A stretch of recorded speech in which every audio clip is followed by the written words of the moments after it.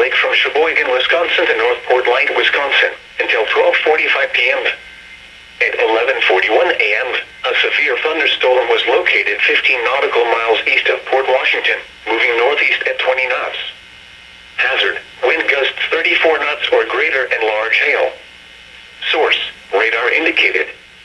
Impact: small craft could be damaged and briefly higher winds and suddenly higher waves. Large hail could result in structural damage. The severe thunderstorm will remain over mainly open waters.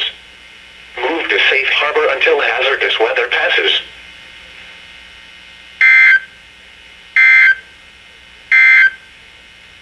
Now for the official